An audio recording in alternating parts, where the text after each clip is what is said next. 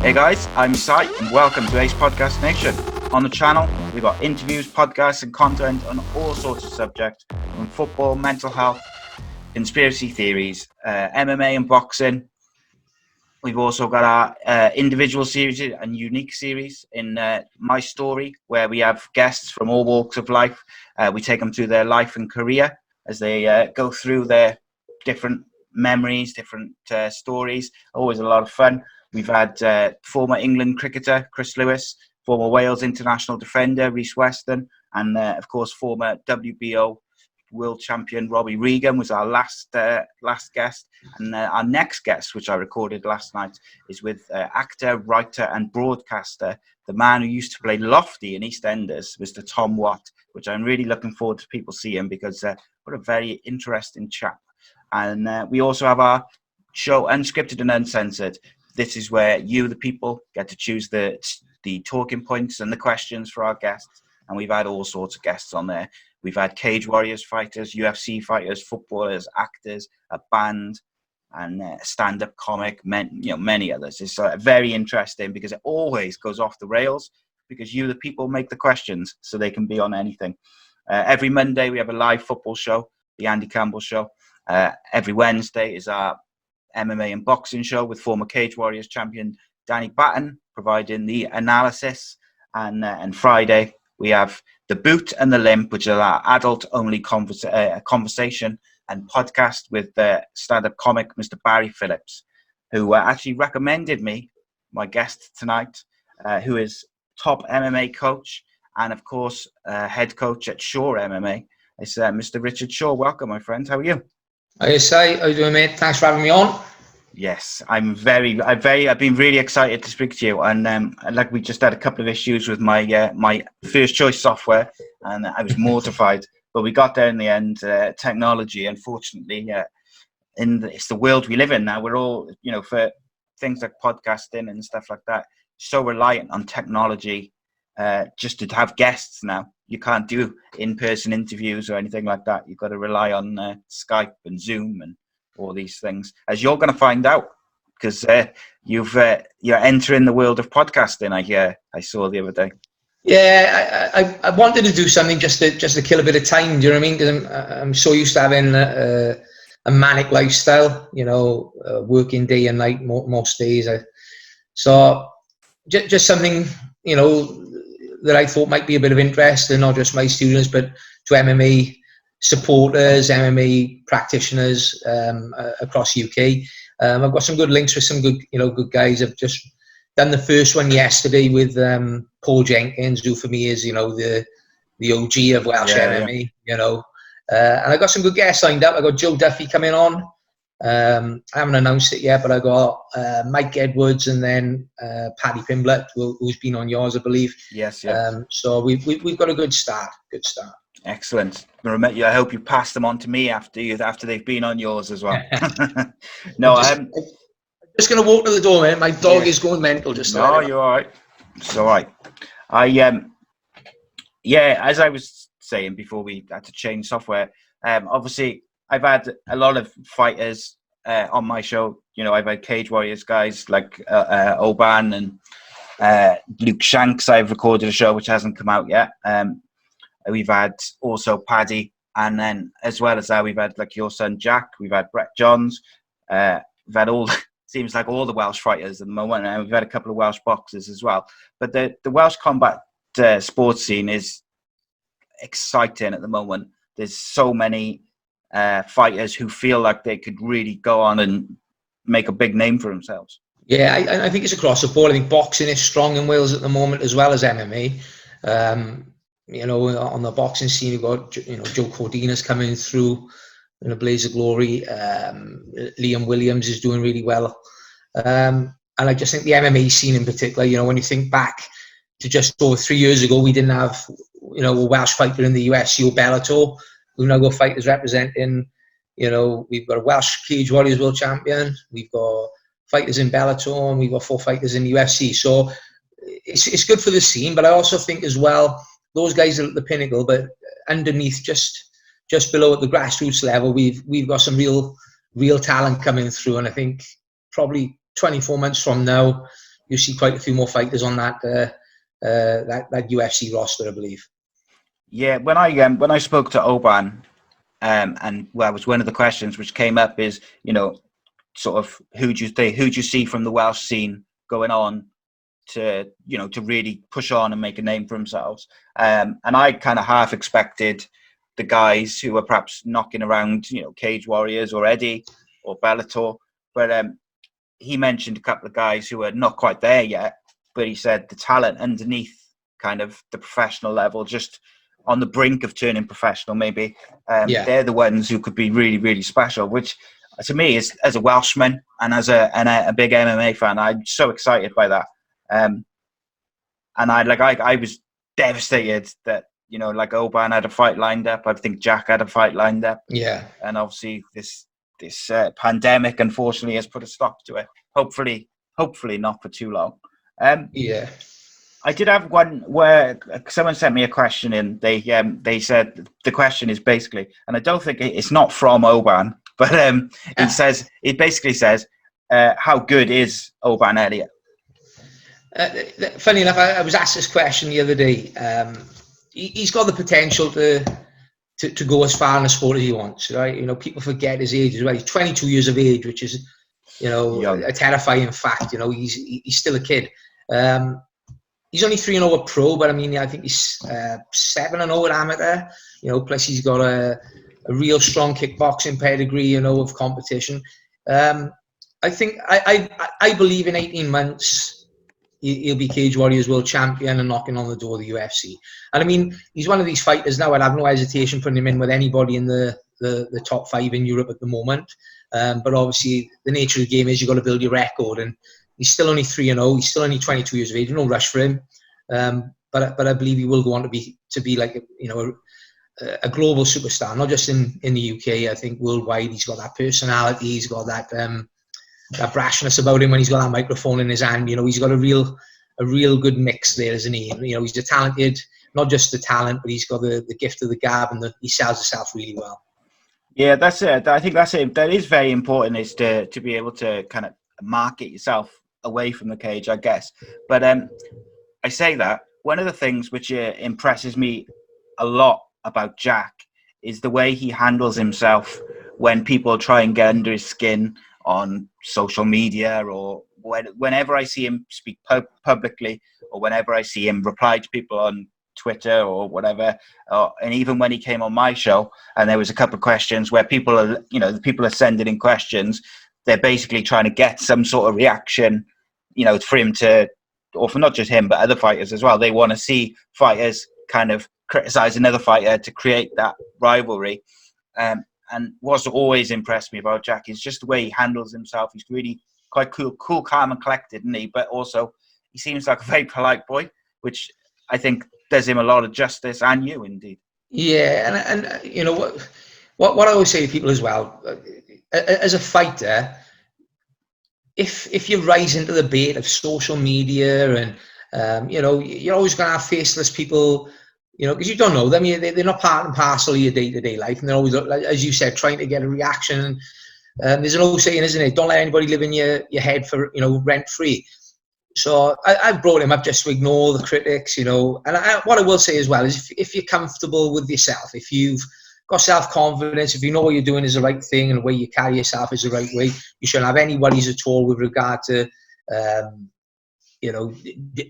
having to deal with internet trolls. You know what I mean? You shouldn't rise to that bait, But, I'm proud of how he's developed as a man more than what he is as a fighter, So, yeah, I think that, give me that type of fighter, a humble fighter that's not constantly on internet battles. It takes up too much time and negative energy.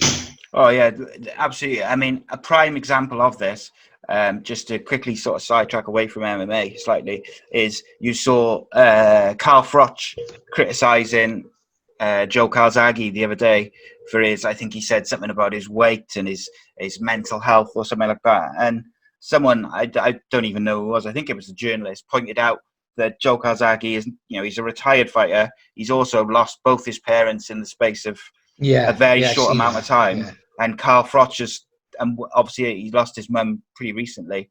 and Carl Froch thought it was the appropriate time to kind of go chasing after him. And I think if there was no social media, Carl Froch wouldn't have done that. No, again, it's as you said, the generation of today is people are more interested on getting likes on Facebook, and we live in a very strange world at the moment where people are more interested on opinions of people online. And let's be honest, Joe Calzaghe is 48 years of age. He's for me the greatest boxer to come from the UK.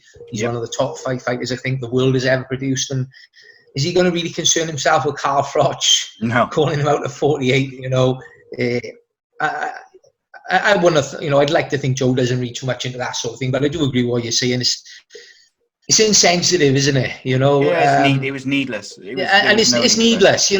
Let's be honest. Carl Froch has probably done it for publicity purposes and try and keep himself in the limelight maybe a little bit as a retired fighter. Is he feeling that pinch a little bit of he's not getting the spotlight like some of these young guys coming through? And what's the best way to do it? Ask Joe Calzaghe, who's probably the most famous fighter from these shows, to have a scrap. And he knows full well that's never going to happen. I mean, no. Why would Joe want to risk his legacy and come back at 48 years of age and fight another old man? I can't ever see it happening, to be honest.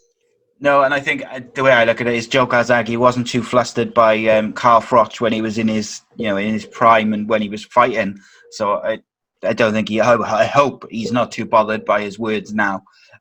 No. And funny enough, and trust me on this, a prime Joe Calzaghe would school a prime Carl Froch, and there's no doubt in my mind on that. And I've got respect for Carl. I think he's a great fighter. I've really enjoyed those fights, but as in any combat sport, there's levels, and Calzaghe was a level above anybody in that division. He was, yeah. Do you know, we for the Danny Batten MMA show or the fight show, we obviously normally we talk current boxing and MMA each week, but there's none on. So we've the last few weeks we've been reviewing and like a classic fight. So we doing the UFC. We started at UFC 1. We're up to I think the UFC 3 now, and then we do like a classic boxing or MMA fight on top of that each week. So last week we did Joe Calzaghe versus Roy Jones Jr., which I forgot, one, how amazingly talented Joe Calzaghe is, but also that fight, Joe Calzaghe, in my opinion, won all 12 rounds comfortably. It was one of the best one of the best all-round boxing performances I think I've ever seen, and that's saying something. Sorry, and even then he comes under criticism where people are going, "Oh, he's not fought a prime Roy Jones Jr." Yeah, I think Calzaghe in his prime would have beaten Roy Jones Jr. in his prime, and it's we'll never know, will we? But this sport's all about opinions. I just think he was too sharp. Joe's a southpaw, which is always more difficult. I think I'm telling you as a coach, it's more difficult to prepare for a southpaw because they're not like your orthodox fighters. We can get in plenty of sparring partners, but that performance, even then, when he was late 30s, it was outstanding, wasn't it? So I'd love to have seen them go at it in their primes, mind that, but yeah, I settle for that. I agree. I think Joe won every round on that fight. So, seeing as I took us off on a bit of a tangent towards boxing, another one of the questions we had in was: is there a particular boxer from the UK or America that you think could make a successful jump to MMA and vice versa? It's a tricky one, isn't it? It is a tricky one because I have no idea if they've got like a history of any sort of grappling or whatever. I know Enzo Maccarelli was doing a bit of jiu-jitsu. I'm sure he got a blue belt, and he's making a comeback. So I think Enzo probably would do all right because he's familiar with the grappling arts. The only one that I'd be interested to see, and I listened to his podcast the other day, funny enough, was Tyson Fury. I think that would be the only one I'd have any sort of interest because he's such a big athletic guy. He's gonna be a problem on the feet for anyone. But can he stop that takedown? And that goes for any of the boxers, really. You've seen it with James Toney and Randy Couture back in the day. I think probably, and I'm not aware of any, but there's bound to be some, American boxers out there that have wrestled in school and in college probably that could probably transfer it across. But as for the UK, I mean, if you're an elite level boxer in the UK, it usually means you've been doing it since you were a very, very young kid. So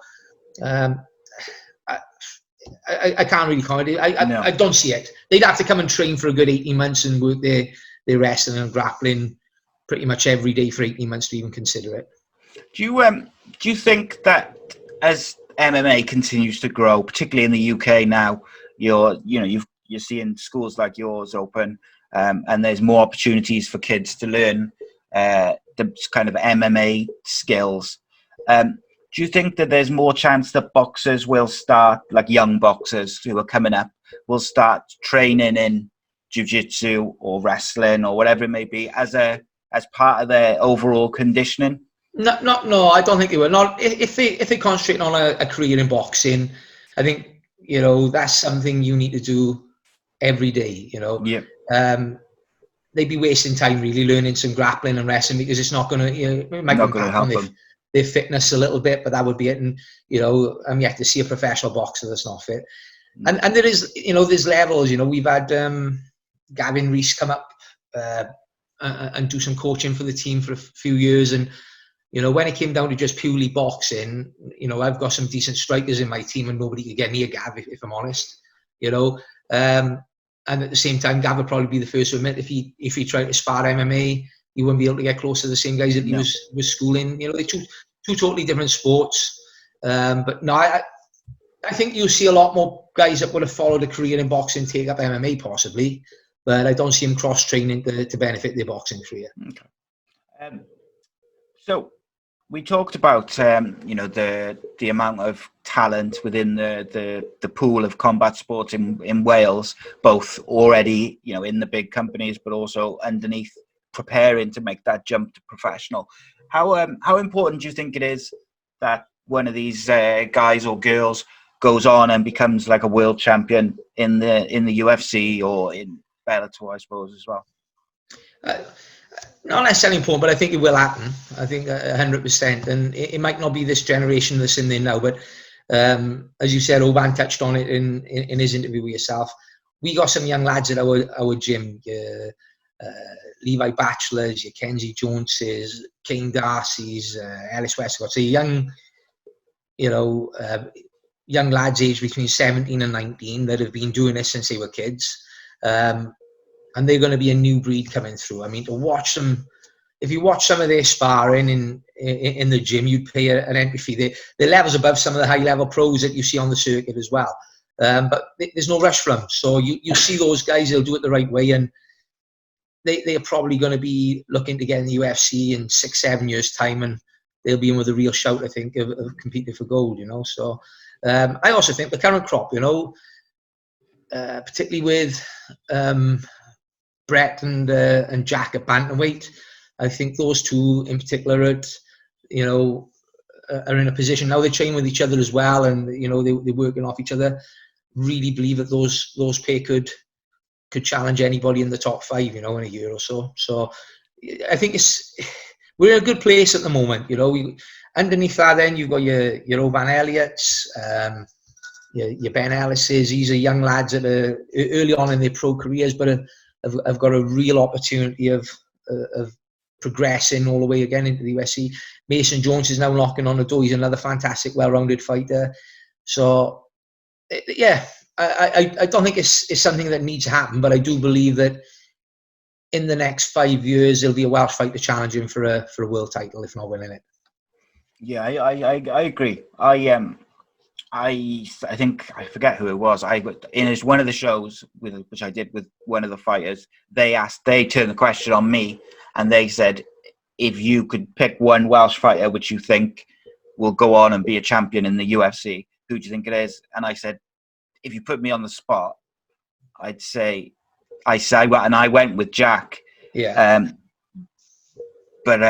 I kind of stick by that as well. And I think you could see how highly rated Dana White thinks of Jack just by the fact that he commented on him when he signed. He doesn't comment on every fighter. Too many. And again, Jack's one of these. He's a new generation of fighters. He's been doing MMA as a sport. He's not. You see a lot of guys come into MMA. They've got a judo background or a kickboxing or a Thai background, and then they learn. But he's been learning all the facets of MMA: the grappling, the striking, the wrestling, since a very, very young age. So some of the levels now with these kids coming through, I mean, you know, look outside of the UFC. I think John Phillips won the BAMMA world title. Marshman's won a BAMMA title and a Cage Warriors world title. Brett Johns won the Cage Warriors world title and Titan world title. Jack Shaw's won a Cage Warriors world title. Mason Jones has just become a world title challenge, a world title champion as well. So, you know, there's good pedigree coming through now. You know, the Cage Warriors is not a massive jump up. You know, people seem to think that the step from Cage Warriors to UFC is huge, and I work closely with both organisations, and there's quite a few fighters on that Cage Warriors roster that could step up and more than manage a career in the UFC at this present time. No problem at all. Funny you should mention that. On last Friday, I interviewed Luke Shanks, who was due to fight for the flyweight title on the last Cage Warriors card where Mason won. And we were kind of talking about the UFC, the flyweights there. And he said, if you asked, you know, if they phoned him tomorrow and they offered him a fight with any of those guys, like the top 2 or 3, like Cejudo and the 2 Brazilian lads, I forget their names, and I don't want to get them wrong. He basically said, look, I would take the fights if they offered them to me because I want to take that opportunity and I believe in myself. But he said, and I would trust myself to beat them. But he said, if you gave me like a proper fight camp and the time to train, I believe I could do it. But I think, he said, in a year, I believe I'll be at that level anyway. Yeah. Now, obviously, you know, all fighters believe in themselves and they've got that confidence that they can go on and be the best. I understand that. But also, I think, like you say, I think sometimes people think that jump is bigger than what it is. I mean, some people can go too soon. That you know, it is, you know, the UFC is the elite of the elite, isn't it? But you know, as long as you've managed your career and you've done your miles on the Cage Warriors circuit, for example, them fights on Cage Warriors will always prepare you to be ready, as has been shown with both Jacks, you know, Phillips and Brett. It's not a huge gulf in the talent pool. I don't believe. As long as you've done it. We had opportunity to sign Jack for the UFC when he was 3-0. We declined that because it just wasn't the right time. It was a short notice call up. He'd have been in probably 2 fights and back out. We had another offer when he was, I think he was 8-0, but he had a broken hand at the time. But we would have still knocked that back. And right up until March last year as well, they shoot, you know, so 3 times they showed interest, but I wanted him to defend the title because when you're fighting, particularly, you know, for the Welsh lads, they're fighting in front of 4,000 fans in that Cardiff Ice Arena, you know, dealing with the nerves, dealing with that pressure, live televised events. It's a real fantastic stepping stone and a field of preparation to get you ready for the UFC. So when you go in there, you're not blinded by the bright lights.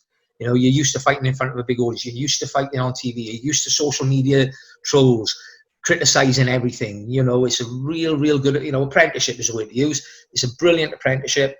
So that when you make that step, you should, as how Jack showed in his debut, it should be flawless and it should be smooth, the transition. Oh yeah, what a debut that was as well. I thought, just quickly going back to Brett Johns, I thought Brett Johns' return fight from his injury, this last one, I thought he was about as impressive as I've seen him. Brilliant. You know, he was outstanding. And I think they probably brought Brett in because that kid had come off the Contender Series and had won the Contender. Probably brought Brett in as not a stepping stone, it's the wrong word, but like a marker to see just how good this kid is. I think UFC probably thought the lad was going to win, and then they'd have another American they could market really, really well. But Brett was outstanding on the night. Absolutely done a number, and you know, even more impressive, finished him. So, you know, props to Brett. You know, Brett. Indeed, then I think, you know, once this madness is all over, Brett's 1 or 2 fights from getting back into that top 10 as well, I believe. Yeah, it'd be nice to see. Is there any, do you follow any other kind of sports other than MMA and sort of boxing as well? No, not really. I used to be a big football fan, and I spent a lot of my time on Facebook trolling with the football, but I haven't really got a clue. I just, if I was to pick a team, it'd be Manchester United, and I just have fun annoying the Liverpool fans because they take it so bloody serious, don't they? Do you know what I mean? And yeah. But no, I'm not. You know, if I'm honest, I couldn't care less if they won all. What I will say is my favourite sportsman of all time is Roy Keane, which shocks a lot of people. It's not a fighter. If I had to select one person who I would say is a sporting idol of mine is Roy Keane. So is that like his mentality? Yeah, like his winning mentality? Just his winning mentality, his will to win, again, he's another one. He's not bothered what social media or what anybody else thinks of him. As long as he's comfortable that what he's doing is correct. I find him, some of the decisions he made in his career, like walking away from that Ireland team, it takes a brave man to do some of the things he's done, but he's a man of integrity, and once he believes he's in the right, he'd stand by it. So I always had a lot of respect, and also, he probably didn't have the skill factor of a Ronaldo or a Messi, but he went on to be one of the most important, footballers in Manchester United's history. And I just love his directness as well. There's no bullshit with him. He says what's on his mind, and give me somebody like that every day of the week against somebody who's a lovely guy, but will just say the right things to appease him. But yeah. One of my favorite things about him, when even now when he's doing the pundits, is like he just says what he thinks. There's no kind of skirting around the issue because it's live TV, or he doesn't want to offend one side of the the fans. He's just like, this is my opinion. This is what I think. That's what I want to see from pundits in all sports, whether it's MMA, football. Is I want to see honest opinions, not the kind of corporate, just general, don't want to rock the boat stuff. I want to hear what these ex-professionals, ex-fighters, ex-boxers, I want to hear what they think. Not. He was a very honest player, though, wasn't he? He like you said, he felt insulted when Ferguson sang his praises after that Juventus game, because he felt that he should be giving that sort of effort, and that he did give that effort. Even if he had a bad game, he weren't for lack of trying, Yes, so, yeah. I think he said something like... He'd have been a good fighter, Roy, as well. He'd have done well in combat sports. If some of the stories are to believe, he was. I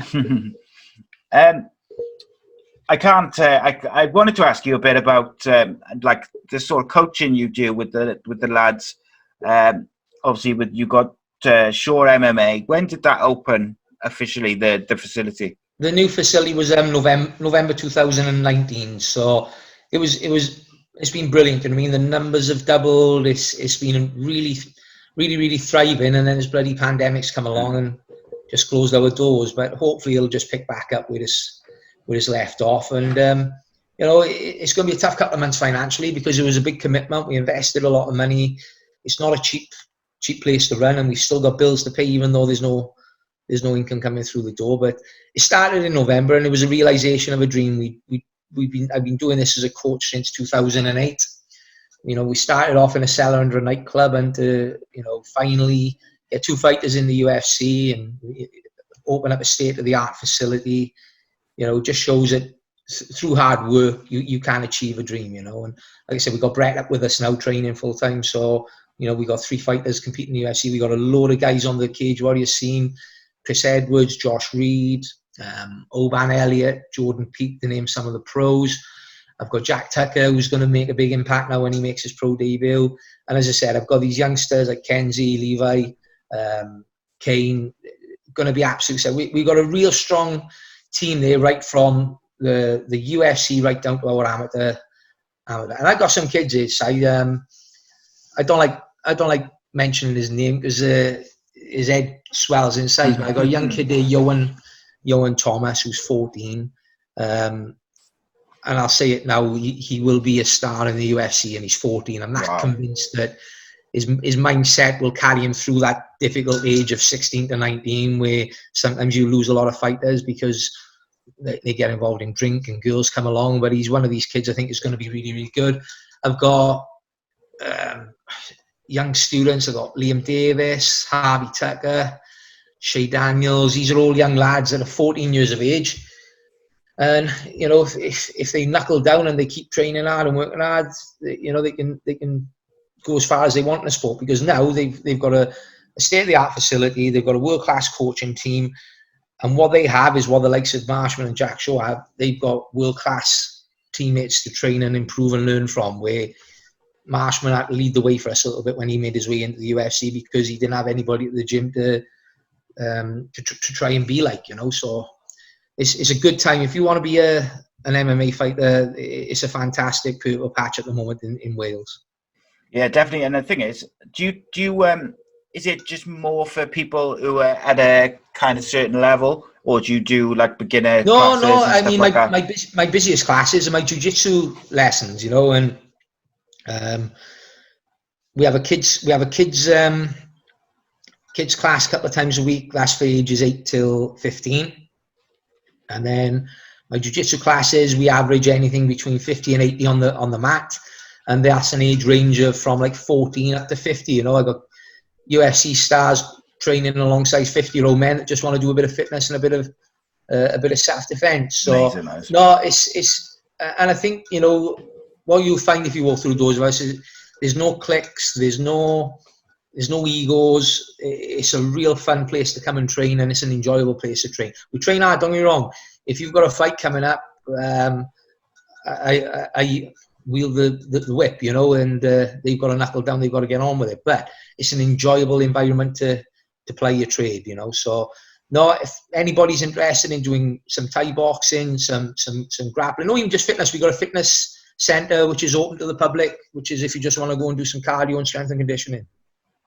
Amazing. I'll put a link in the description to your Facebook page, so people can have a look as well. Because, you know, like for those kids, for instance, to be able to spar with, you know, top level guys is an opportunity, perhaps which not all young fighters of 14, 13 will get the opportunity to do. And those lads that want to take up MMA, I mean, our Jack takes an MMA stroke wrestling class on a Thursday for the 12 to 15-year-olds in the team. Okay. Where else can you go and get a current UFC star? No. You know, teaching kids, you know, so it's a brilliant opportunity. We've got the blueprint. I mean, if you're serious about making a career in MMA, we've taken fighters from scratch with no background in any sort of combat sports, and we put them into the Premier League of martial arts. So, you know, we're doing something right. The thing is, that's good for young guys, you know, because Jack's still quite young as well, isn't he? You know, Jack Oban, people like that, help doing coaching themselves will help them as people, as help them as fighters and everything. So it's good all around. I wish they had something like that when I was a kid, because I was like half decent at football, and I kind of got to like that like academy level, and then I discovered girls.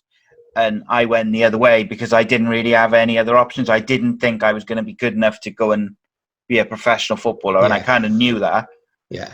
So I didn't, and there wasn't really anything else for me to fall back on. And I think like MMA or like combat sports, I think that would have been really good for me at that age. But hindsight, as they say.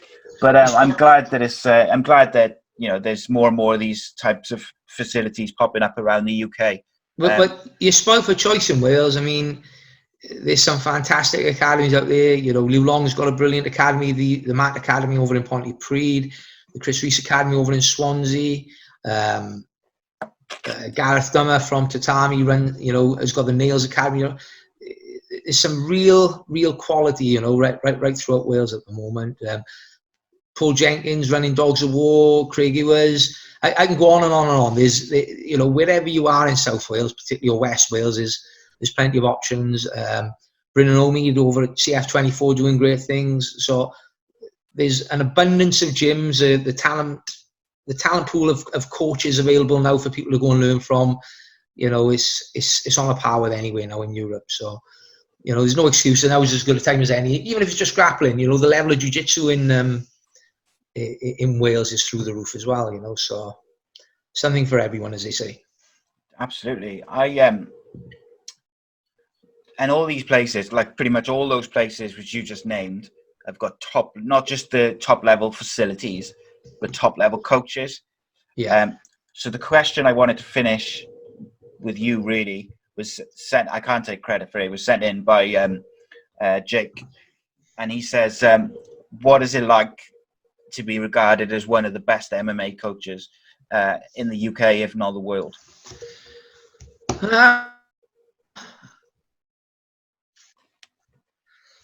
Yeah, it's a lovely compliment to have, but, you know, it's not just me. It's an absolute it's an absolute team effort. I mean, I've got a fantastic team of coaches. Like, and under one roof at my place, we've got Crew Heem, who's our Thai coach. You know, he's moved over to the UK from Thailand. He used to be one of the coaches over at AKA Thailand, 120 plus professional Thai fights. So the guys are having as high level Thai boxing tuition as they would get anywhere in the world.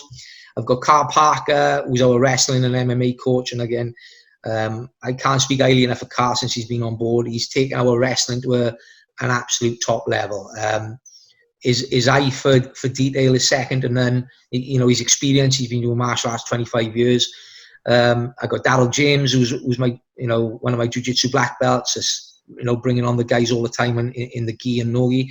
So it's a team effort, and as much as I'd love to take the credit for it all, it's not. It's a team effort. You know, even with the likes of our Jack, you know, we got Gary Lockett outside of the gym that helps out and has improved his striking.